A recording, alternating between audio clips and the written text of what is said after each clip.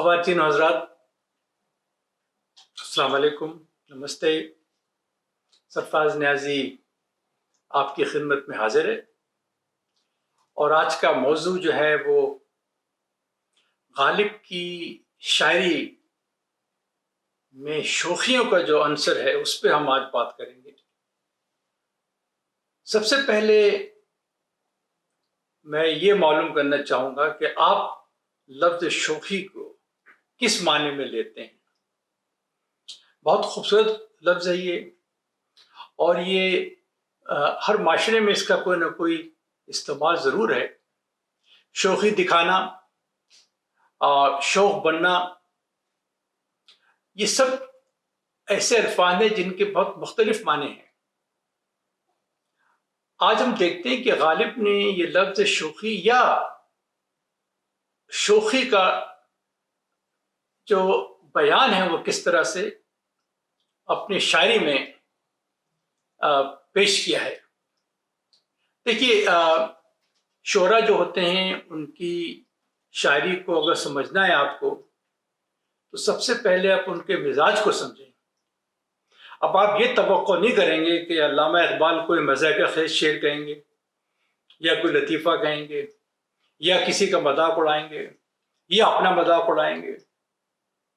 لیکن غالب جو ہیں وہ ان کا مزاج بہت مختلف، وہ اپنا مذاق اڑاتے ہیں، دوسروں کا مذاق اڑاتے ہیں، اور سب سے بڑا وہ اس کائنات کا مذاق اڑاتے ہیں، اس کا ہم اور آپ ایک حصہ ہیں۔ تو آئیے دیکھتے ہیں کہ غالب نے شوخی اور اس ادا کو کیسے اپنے دیوان میں شامل کیا ہے۔ میں نے کہا کہ بزم ناز سے، میں نے کہا کہ بزم ناز چاہیے غیر سے تہی، میں نے کہا کہ بزم ناز چاہیے غیر سے تہی، سن کے ستم ظریف نے مجھ کو اٹھا دیا کہ یوں۔ میں گیا تھا اپنی محبوبہ کے پاس، کہنے لگا دیکھیے خاتون، یہاں بہت غیر ایرے غیر نتو خیرے بہت، ان کو سب کو نکال دیں یہاں سے۔ آپ کہنے لگی آپ نکل جائیں۔ اب یہ دیکھیں اس میں جو حص مزاح ہے، اچھا یہ خود اپنا مذاق اڑا رہے ہیں وہ، لیکن جو پہلی بات کرتے ہیں اس میں کہتے ہیں کہ بزم ناز جو تھی اس میں غیر کو نکالنا چاہیے تھا، تو محبوب نے مجھ کو نکال دیا۔ تو انہوں نے اپنا کبھی سمجھائی نہیں مجھے کبھی۔ پھر کہتے ہیں کہ چاہتے ہیں خوب رویوں کو اسد، آپ کی صورت تو دیکھا چاہیے۔ اچھا میں ایک بات بتا دوں آپ کو کہ غالب کا اگر کوئی شعر آپ پڑھتے ہیں اور وہ فوری طور پہ آپ کے سمجھ میں آ جاتا ہے، تو میری رائے یہ ہوگی کہ تھوڑا سا آپ ایک پاز لیں، دوبارہ پڑھیں اس شعر کو، ضرور کچھ نہ کچھ دال میں کالا ہے۔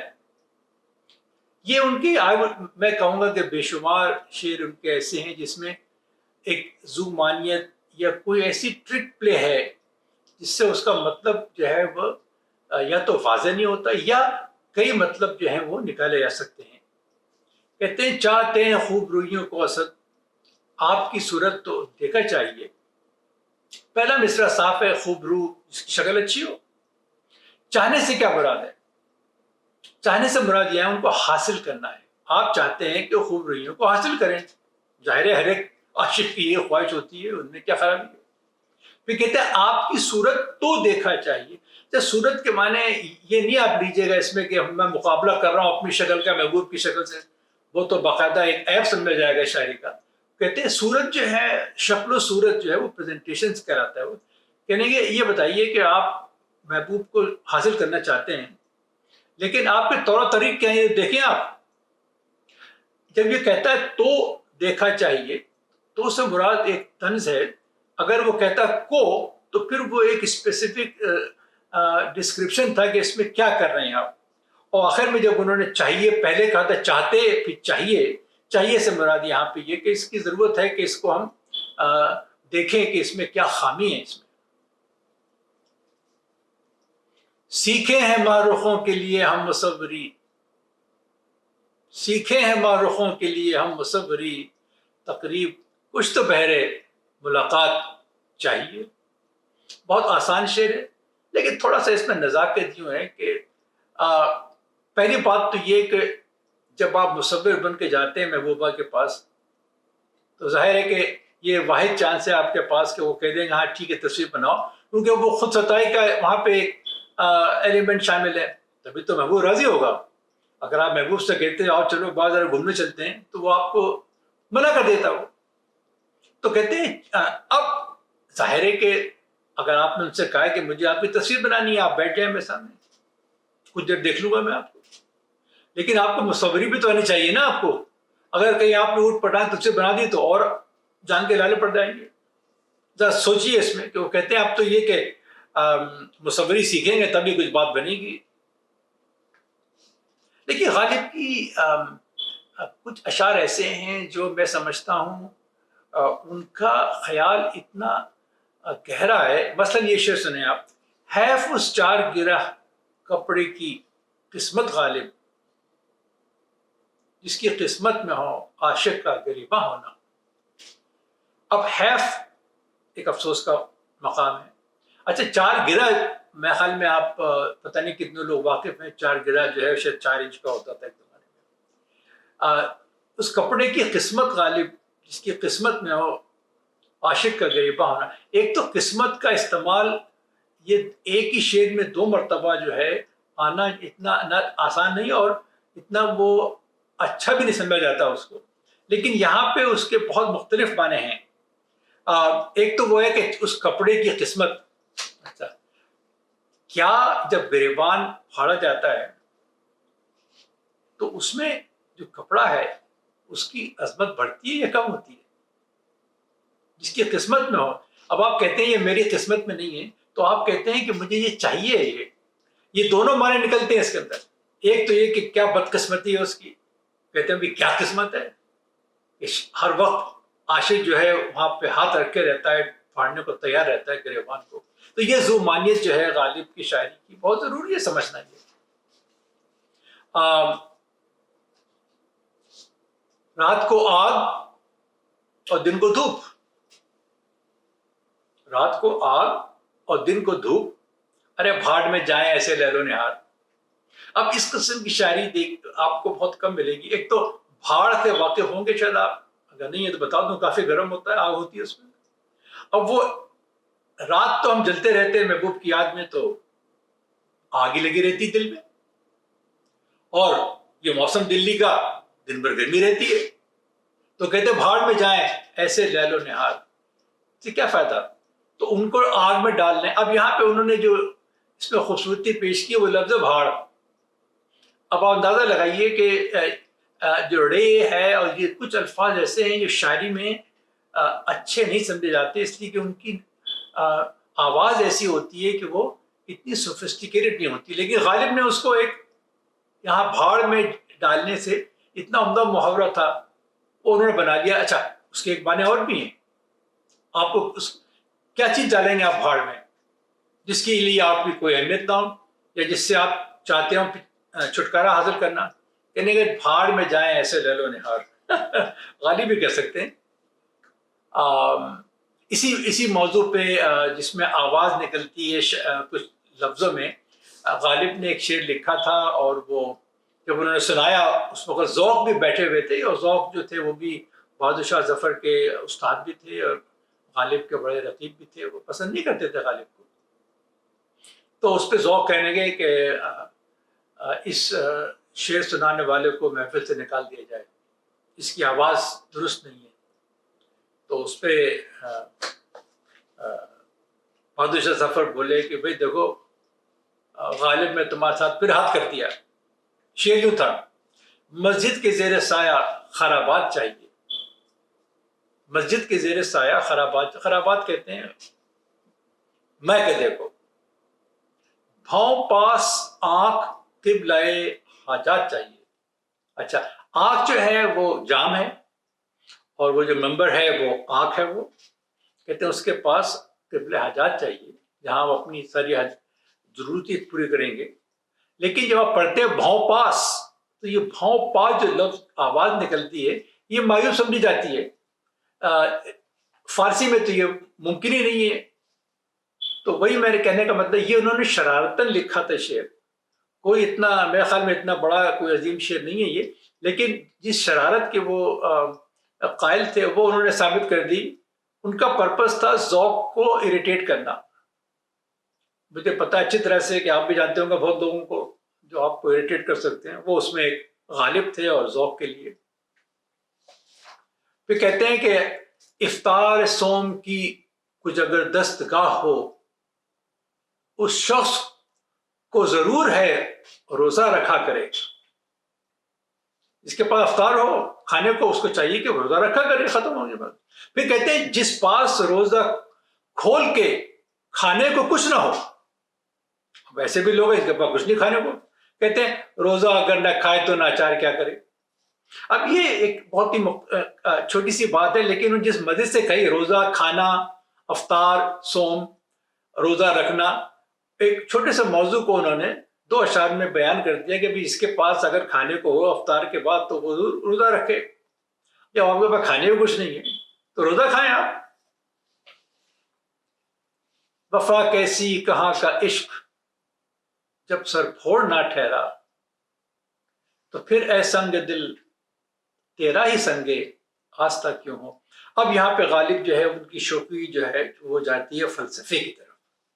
دیکھیے اگر وہ کہتا ہے کہ اگر مقصد جو ہے سر پھوڑنا ہی ہے تو وہ محبوب کے در پہ کیوں ہو، کسی کے در پہ ہو سکتا ہے وہ.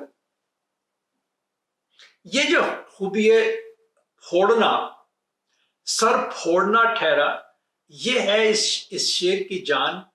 اس میں یہ کہتا ہے کہ وہ آپ کوئی چیز اس طرح سے نہیں پھوڑتے بغیر کسی مطلب کہ، یا اس کی کوئی جب حیثیت نہ ہو کوئی، اسی بھی چیز کو پھوڑتے ہیں کہ ہم کو تو سر پھوڑنا ہی پھوڑنا ہے. تو پھر یہ کیا ضروری ہے ہم محبوب کے در پہ جائیں، کہیں بھی چھوڑ سکتے ہیں. جب میں قدا چھوٹا، جب میں قدا چھوٹا تو پھر اب کیا جگہ کی قید. مسجد ہو، مدرسہ ہو، کوئی خانقاہ ہو. بڑی سمپل سی بات ہے، اس میں بھی طنز ہے بہت بڑا. اور میرے خیال میں اس قسم کے اشعار غالب کے دیوان میں بہت ملیں گے جس میں انہوں نے بہت سی مذہبی روایتوں کو چیلنج کیا ہے. اب جب میں قدے سے نکل گئے ہم تو جگہ کی کیا قید. مراد یہ کہ زاہد شراب پینے دے مسجد میں بیٹھ کر، یا وہ جگہ بتا دے جہاں پر خدا نہ ہو. کہتا ہے بات یہ ہے کہ اب وہ مسجد ہو، مدرسہ ہو، خانقاہ ہو، ہم تو جاتے تھے میں قدم میں اس لیے کہ وہ جگہ تھی پینے کے لیے. جب وہ چلی گئی پینا تو نہیں جائے گا ہمارا. تو کوئی مذاق نہیں ہے کہیں بھی پئیں آپ، کیونکہ وہ جو ایک طرز یا خوف ہے کہ خدا جو ہے اس جگہ ہے اس جگہ نہیں ہے، اس پہ غالب کو بہت بڑا اعتراض تھا کہ نہیں وہ تو ہر جگہ ہے، تو ضروری تھوڑی کہ میں اسی جگہ بیٹھ کے پیوں. شوخی بھی ہے اس میں، چیلنج بھی ہے اس میں، کچھ وہ بھی ایلیمنٹ شامل ہے جو جس کو میں کہتا ہوں کہ شکوہ جواب شکوہ. اگر آپ پڑھا ہوگا، مجھے یقین ہے آپ نے اقبال کا فلسفہ جواب فلسفہ. اور لیکن اگر آپ غالب کا وہی نظم فارسی میں جو لکھی ہے وہ پڑھیں آپ، تو میرے خیال میں آپ اس بات پہ یقین کر لیں گے کہ اقبال دہریہ تھے. انہوں نے جو بدتمیزی کی اللہ میاں کے ساتھ، بھائی کیا تم نے بیوقوفی کی کہ ہم کو بنا دیا. اسی پہ غالب نے بڑا اچھا شعر کہا ہے جو میرے خیال میں اس میں لفظ شوقی استعمال ہوا ہے، لیکن یہ خیال اتنا دقیق اور اتنا خوبصورت ہے. پہلا شعر ہے ان کے دیوان کا، نقش فریادی ہے کس کی شوقی تحریر کا، کاغذی ہے پیرہن ہر پے کرے تصویر کا. سامعین اکثر آپ سے چند لوگوں نے پڑھا ہے نقش فریادی، تو وہ نہ کریں، مطلب بدل جاتا ہے. وہ یہ کہہ رہا ہے کہ نقش جو ہے وہ فریادی ہے، اور دوسرے مصرے میں وہ کہتا ہے پیکر تصویر. تو اس کی مراد یہ ہر وہ چیز جو دکھائی دیتی ہے کائنات میں، وہ آپ تصور کر لیں کہ وہ ایڈریس ہے وہ، اور ہر وہ چیز جو تصویر ہے جو دیکھ سکتے ہیں آپ، وہ التجا کر رہی ہے، فریاد کر رہی ہے، اور پھر انہوں نے اس سے تلمی سے ملایا ہے کہ جب دربار میں جاتے تھے لوگ کاغذی کپڑے پہنے ہوئے، تو ادھر چونکہ وہ نقش ہے تو یہاں کاغذ ہے، تھوڑی بہت اس میں لفاظی بھی شامل ہے، لیکن قابل غور بات کیا ہے؟ نقش فریادی ہے کس کی؟ اگر وہ یہ کہتے کہ اس کی تو بات صاف ہو جاتی، اب وہ یہ بھی کوشچن میں ڈالنا ہے آپ کو سوال، یہ ہے کیا چیز؟ اب آتا ہے سب سے بڑا شوخیہ تحریر کے معنی کیا ہے؟ دیکھیے یہ یہاں آ کر کے غالب نے میرے خیال میں ایسا کمال دکھایا ہے. شوخیہ تحریر ایک ایسی تحریر ہے جو شرارت میں لکھی گئی ہو. خالق کائنات نے ایک گھسیٹا رائٹنگ لکھ کے بھیج دی، اس کو کائنات بنا دیا انہوں نے. ان کے لیے کوئی شوخیہ تحریر تھی، انہوں نے بنا کے بھیج دی، تو وہ اس کے لیے کوئی اہمیت نہیں ہے خالق کو. اسی موضوع پہ وہ آگے بڑھ کے ایک جگہ کہتے ہیں کہ نہ تھا کچھ تو خدا تھا، نہ ہوتا کچھ تو خدا ہوتا، ڈبویا مجھ کو ہونے نے، نہ ہوتا میں کیا ہوتا. بہت خوبصورت شعر ہے. خوبصورتی کہاں ہے اس کی؟ ڈبونے نے. کہتے ہیں خالق تو نے کائنات بنائی، ستارے آتے ہیں جاتے ہیں، کیا کیا نہیں کیا. اس کے بعد تو نے یہ قرآن بنایا جس پہ انسان کو پیش کیا تو نے، اور وہ انسان کی زندگی کیا ہے؟ ساری عمر گزرتی ہے فریاد میں، جو پہلا شعر تھا، تکلیف میں، غم میں. یہ بتاؤ کہ یار اس کی کیا ضرورت تھی تمہیں حاصل کیا ہوا اس سے؟ ڈبویا مجھ کو ہونے نے. یہاں آ کے وہ خوبصورتی آتی ہے شعر کی. ڈبونے کے معنی یہاں تم نے تباہ برباد کر دیا مجھے، ذلیل کر دیا، غارت کر دیا مجھے بنا کے. اگر میں نہ ہوتا تو یہ سب غلطی مجھ سے نہ واسطہ پڑتا ہے میرا. تو وہ پوچھ رہا ہے کہ کیا، جیسے انگریزی میں کہتے ہیں واٹ واز یور پرابلم، آپ نے کیوں بنایا بھائی، کیا ضرورت تھی آپ کو؟ تو یہاں ایک طرف تو یہ ان کی سنجیدگی ہے، اور دوسری طرف وہ یوں مذاق کرتے ہیں، کہتے ہیں شیخ جی، شیخوں سے ان کی دوستی نہیں تھی زیادہ. شیخ جی کعبے کا جانا معلوم، شیخ جی کعبے کا جانا معلوم، آپ مسجد میں گدھا باندھتے ہیں. اب آپ سوچئے گدھا مسجد میں باندھا ہے شیخ جی نے، اس کی کیا معنی ہے؟ دیکھیے بات یہ ہے کہ جس تھوڑی سی ذاتی ہوگی اگر میں اس کا صحیح مطلب بتا دوں. وہ کہتا ہے کہ آپ کے یہاں مسجد میں جو آتے ہیں وہ ان سے آپ جو تقریر کرتے ہیں، ویسے ایسے کسی گدھوں سے بات کر رہے ہیں آپ. اس کے بعد آپ یہ دعویٰ کر رہے ہیں کہ میں کعبے جانا مجھے ضروری ہے. تو کہہ رہے ہیں اس کی کیا ضرورت ہے آپ کو؟ آپ ساری ذاتیاں تو یہ کر لیتے ہیں اپنی مسجد میں. یہ غالب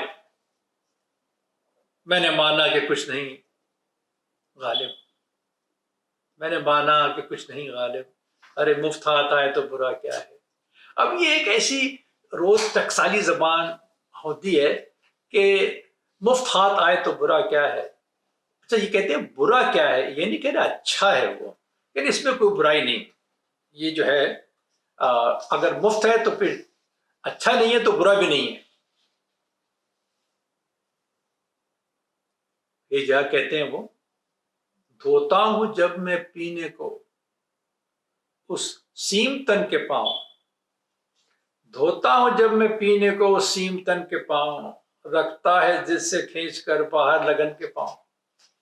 اب یہ شعر ایسا ہے کہ آپ بہت آسانی سے ایک سین کھینچ سکتے ہیں کہ غالب جو ہے وہ مصر ہے کہ میں آپ کے پیر جو ہے وہ دھونے کو تیار ہوں تاکہ میں وہ پی سکوں. اور محبوبہ جو ہے جیسے ہوتی محبوبہ ہیں وہ کہتی نہیں ہم نہیں دھلائیں گے پیر آپ سے. اب یہ چھیڑ خوباں سے چلی جائے اسد کی ایک لاجواب مثال ہے یہ. اچھا اس میں آپ چاہیں تو بہت سے مطلب نکال سکتے ہیں، لیکن اس کی جو بہتر مطلب یہ ہے جو صاحب آپ کے سامنے ایک شوخی ہے، ایک چھیڑ چھاڑ ہے، وہ محبوب اس سے بھی راضی نہیں ہے. اسی لیے وہ اس کو دیکھ کے کہتے ہیں کہ قہر ہو یا بلا ہو، قہر ہو یا بلا ہو، کاش کہ تم میرے لیے ہوتے. کہتے ٹھیک ہے تم جو بھی ہو مجھے منظور ہے، لیکن یہ کہ تم اب ہر ایک کی داستان میں ہو یہ منظور نہیں ہے مجھے. مجھے قہر بھی منظور ہے، مجھے بلا بھی منظور ہے، لیکن یہ کہ صرف میرے لیے نہیں ہو یہ نامنظور ہے مجھے.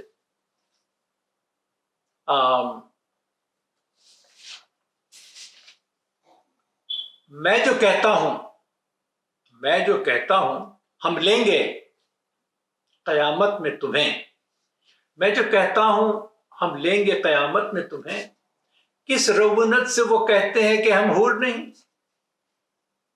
اچھا، پہلی بات تو یہ کہ آپ یہاں پہ یہ ایک عکس کر رہے ہیں کہ آپ جو ہیں وہ جنت میں جائیں گے، تو غالب کو یقین ہے جتنی خواری ان کی اس دنیا میں ہوئی ہے، محبوب نے جس طرح خوار کیا ہے تو جنت تو ملنا ضروری ہے ان کو۔ پھر اس کے بعد وہ یہ بھی عکس کر رہے ہیں کہ وہاں جو محبوبہ ہوگی ہماری وہ حور بن کے آئے گی۔ اچھا، اور چونکہ ہم مرد ہیں، ہم کو حوروں پہ حق ہوتا ہے، تو وہ کہتے ہیں کہ ہم تم سے وہاں بدلے لے لیں گے۔ لیکن محبوبہ ان سے چند قدم آگے، وہ کس رونت سے کہتے ہیں، رونت کے معنی پتہ ہے آپ کو کیا ہے؟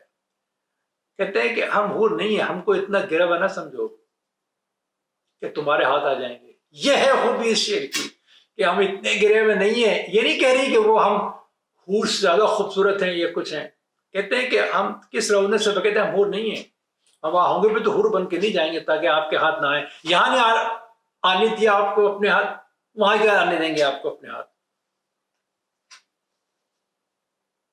پھر کہتے ہیں کہ میں انہیں چھیڑوں اور کچھ نہ کہیں،